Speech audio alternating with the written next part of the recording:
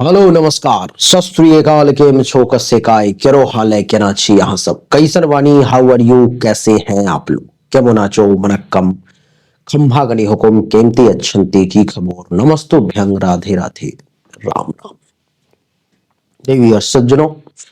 आज के इस वीडियो में मैं चर्चा करने जा रहा हूं कन्या राशि फल जनवरी 2025 के बारे में।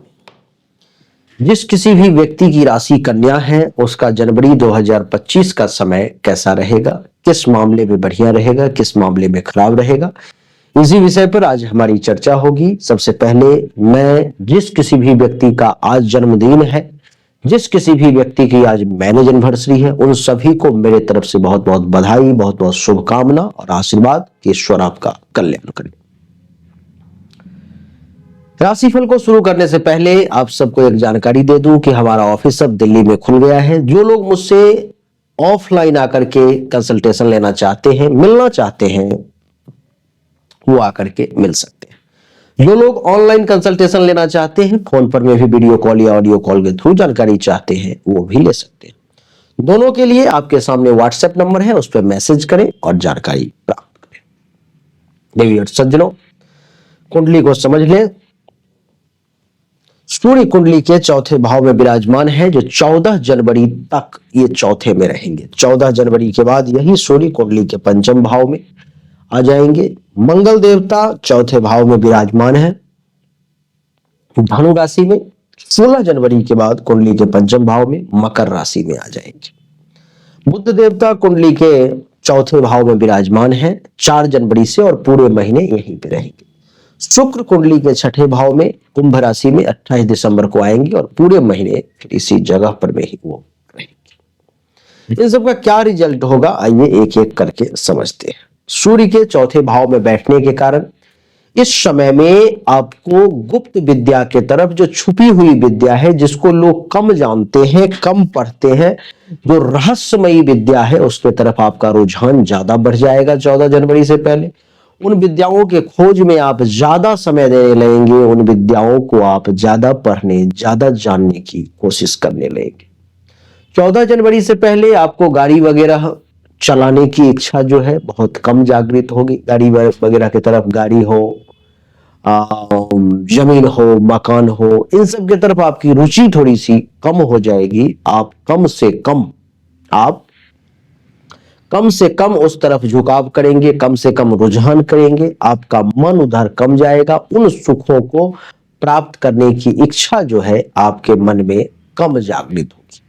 आपकी जानकारी के लिए बता दूं कि सूर्य के चौथे भाव में बैठने के कारण इस समय में किसी बात को लेकर के 14 जनवरी से पहले आपको चिंतित हो सकते हैं। आपके मन में कुछ चिंता का भाव भी देखने को मिल सकता है। तो चिंता से चतुराई घटे, इसलिए चिंतित होने से आपको बचना चाहिए। इस समय में मैं आपको बता दूं कि कुंडली के चौथे भाव में सूर्य के बैठने के कारण इस समय में आप परम सुंदर दिखाई देंगे। आपका चेहरा बहुत चमकदार, बहुत सुंदर, आपके तरफ कोई भी व्यक्ति इस समय में देखते ही आकर्षित हो सकता है। ऐसे योग बन रहे हैं। आपकी जानकारी के लिए बता दूं कि चौथे भाव में सूर्य का हृदय पर प्रवेश, यानी कि मन आपका थोड़ा सा 14 जनवरी से पहले कठोर हो सकता है। आपके मन में कठोरता का वास हो सकता है। चौथे भाव में सूर्य है, दृष्टि है दसम भाव पर में, पिता के घर पर में।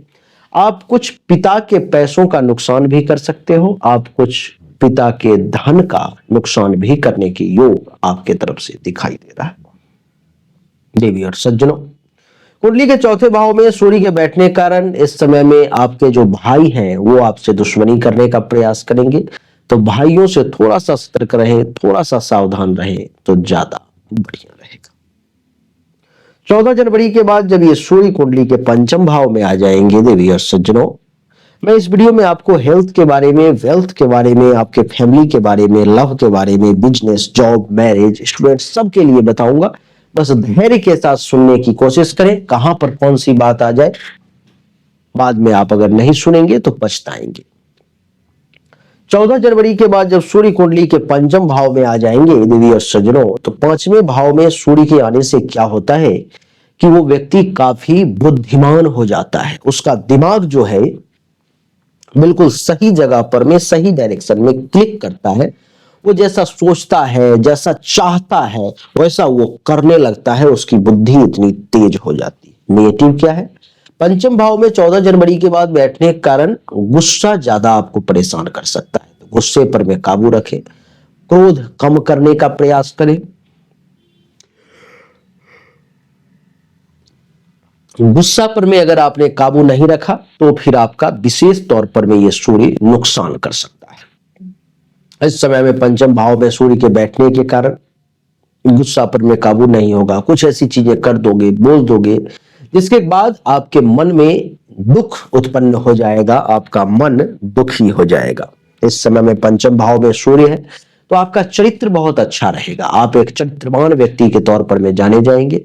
बहुत अच्छा आपका कैरेक्टर ढीला नहीं होगा, बहुत अच्छे चरित्र के व्यक्ति आप कहलाएंगे।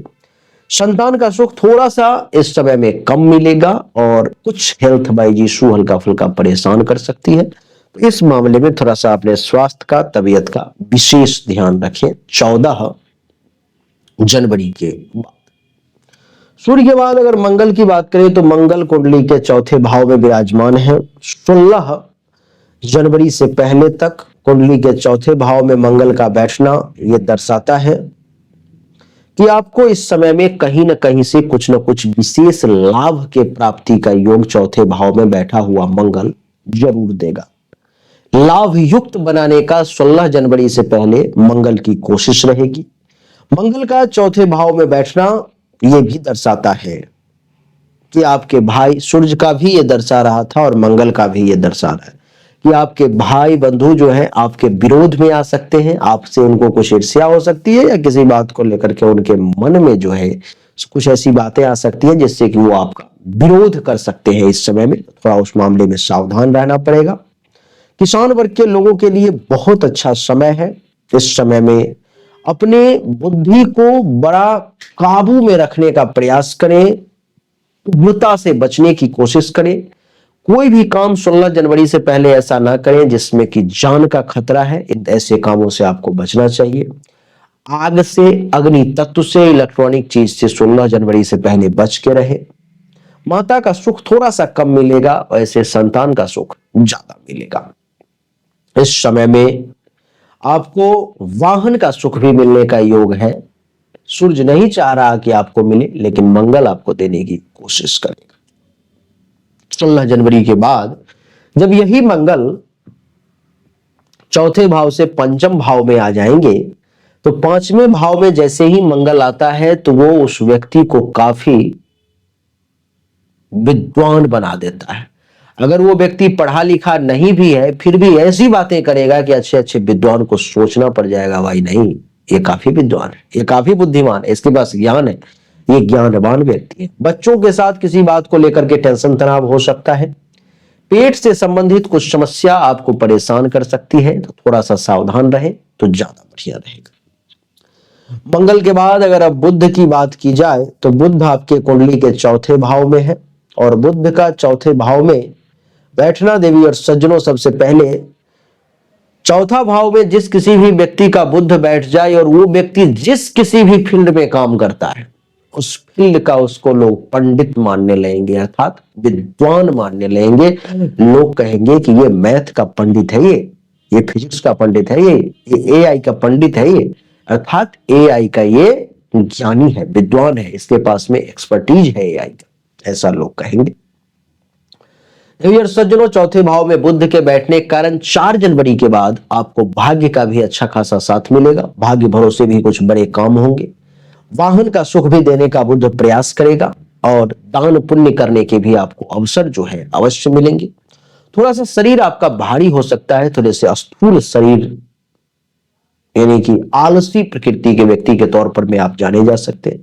संगीत की तरफ आपका अच्छा खासा रुझान रहेगा, उदार प्रकृति रहेगी। भाई बंधु से जो सूर्य और मंगल लड़ाई झगड़ा करवाना चाह रहा है, कहीं ना कहीं से बुध की ये प्रयास रहेगी कि लड़ाई झगड़ा टल जाए, ना हो, भाई बंधु से कुछ प्रेम मिल जाए।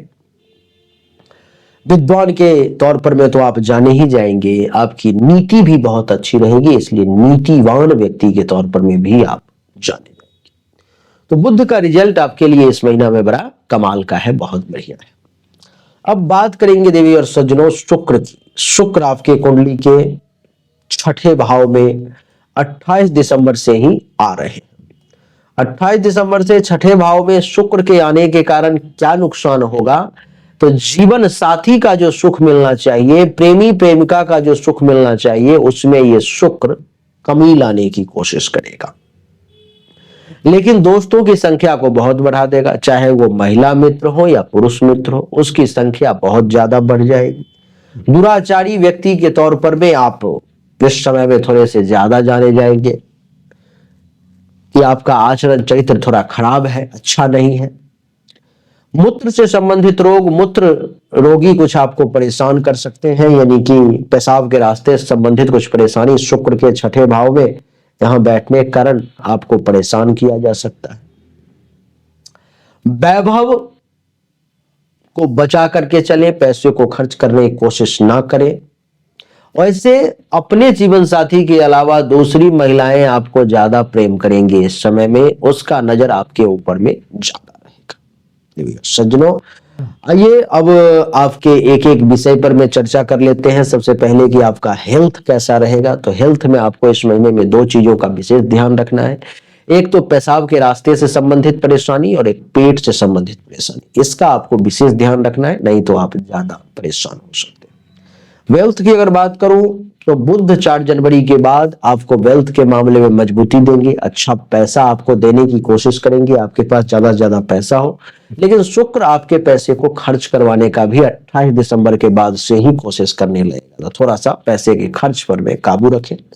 पारिवारिक जीवन की अगर बात करूं तो परिवार में कुछ लोग भी बीमार पड़ सकते हैं और परिवार के कुछ लोगों के साथ टेंशन तनाव की स्थिति आ सकती है, तो सावधानी बरतें। प्रेम संबंध के मामले में 14 जनवरी के बाद बढ़िया समय है, अच्छा खासा प्रेम का गीत आप गाएंगे इस समय में। बिजनेस की बात करूं तो बहुत अच्छा बिजनेस चलेगा, बुध की दृष्टि है यहां से 10वें भाव पर में, काम धंधा बड़ा कमाल का चलेगा, बिजनेस बहुत अच्छा चलेगा। नौकरी वालों के लिए भी समय जो है थोड़ा सा विपरीत रहेगा, बाकी बढ़िया ही है, हल्का फुल्का परेशानी रहेगी। वैवाहिक जीवन के मामले में अपने चरित्र को अगर सुधार करके इस महीने में रखेंगे, दूसरी महिलाएं अथवा दूसरे पुरुष अगर आपको अपने तरफ आकर्षित करने की कोशिश करें, आपको लाइन देने की कोशिश करें, अपने तरफ खींचने की कोशिश करें, तो उससे अगर आप बच गए तो वैवाहिक जीवन भी बढ़िया रहेगा। विद्यार्थी वर्ग के लोगों के लिए 14 जनवरी के बाद कमाल का समय है, पढ़ाई लिखाई में खूब मन लगेगा, अच्छा प्रदर्शन करेंगे, अच्छा नंबर भी आपको प्राप्त होगा। तो कन्या राशि वालों के लिए यही थी जनवरी 2025 की कहानी, जिसमें हमने आपको बताने की ऑथेंटिक बातें प्रयास की। उम्मीद करता हूं कि ये छोटा सा वीडियो आपको अच्छा लगा होगा, पसंद आया होगा। अगर आपको अच्छा लगा, पसंद आया, इस वीडियो को लाइक करें, शेयर करें, चैनल को सब्सक्राइब करके इसके बेल आइकन के बटन को दबा दें। एक बार फिर से आप सभी का बहुत बहुत धन्यवाद। Thank you so much. जय हिंद, वंदे मातरम, बोलिए राधे राधे, राम राम।